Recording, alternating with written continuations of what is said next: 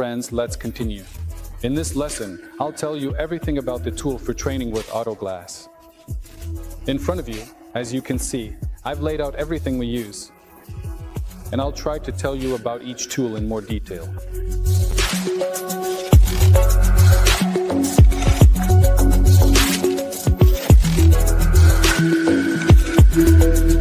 A foam sponge in a metal mesh. It's very soft and is usually used for washing glass. Most often, it's used specifically for cleaning rear windows. Here's another squeegee. This one's a small one. It's attached to a handle from the company Unger. It's usually used to clean the inside surface of the glass right before applying the training film. The next two tools are the bulldozer and the Big Fit. They're used to push water out from under the film, usually on the rear windows of sedans.